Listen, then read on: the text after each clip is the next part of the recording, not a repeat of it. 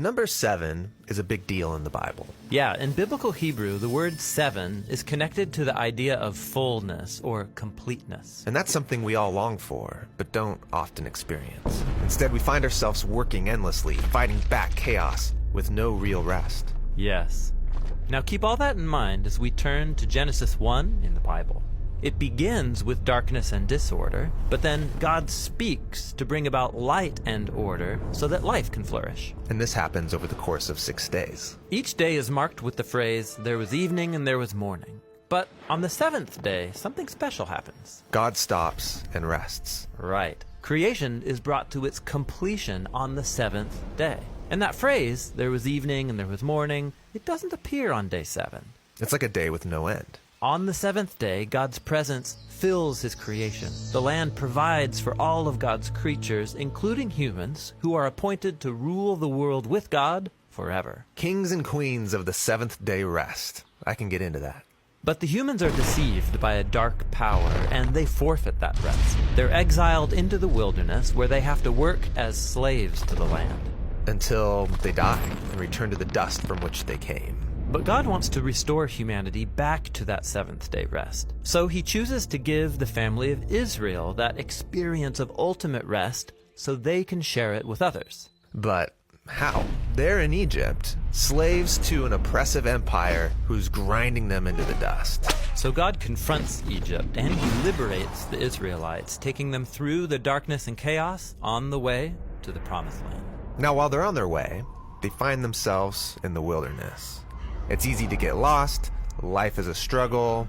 They're not in the land of rest yet. But while they're on the way, God invites them in the wilderness to start living as if they're in the promised land. But how do you practice the future rest in the wilderness? Well, God tells them that every 7th day they are to stop their work, or in Hebrew, to Shabbat, so that they can rest and enjoy God's good world. So take a whole day to live as if the ultimate rest has already come. Yeah, this is the Sabbath, celebrated every week on the 7th day. But there's more. The Sabbath is just one of 7 festivals that Israel practiced every year, each one anticipating that 7th day rest. That is a lot of 7s. And there's even more. Every 7 years, the Israelites were to liberate slaves, forgive debts, and let the land rest for a whole year. And then, every 7 times 7 years was the ultimate 7th day rest, called the Year of Jubilee. If anyone had lost their land or gone into debt, all was forgiven, everything restored.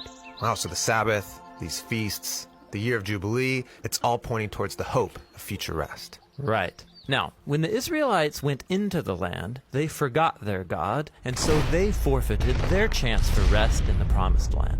They're exiled and enslaved again by an oppressive nation, led back into a world of chaos and disorder. But Israel's prophets said that their exile would end one day, and that the ultimate jubilee of freedom and rest would come, but generations go by, and they're still waiting. It's at this dark point in the story that Jesus appears, and he launches his public mission on a Sabbath day. Yeah, he read aloud from the scroll of Isaiah, saying that it was time for all captives and slaves to be released, because this was the year of the Lord's favor. What did he mean, this is the year of the Lord's favor? He was talking about the ultimate jubilee. Also, Jesus is claiming that 7th day rest would come through him. Right, he said that he was the Lord of the Sabbath, and he confronted disorder and darkness in all of its forms, liberating people from sickness, sin, even from death itself. Yet, Jesus was killed, so even his work was undone. Well, it seemed that way.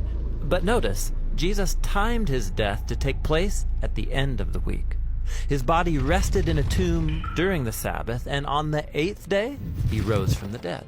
Oh wait, the 8th day? You mean the first day of a new week? Exactly. Jesus' resurrection was like the first day of a new creation, where God's light and life broke into the darkness. So because of the resurrection, we have hope in God's promise of future rest. But we're not there yet. It's like we're still in the wilderness, where we experience struggle and pain. But as we journey towards that ultimate 7th day, Jesus invites us to experience a taste of real rest now by following him. Or in his words, "Come to me, all you who are weary and burdened, and I will give you rest."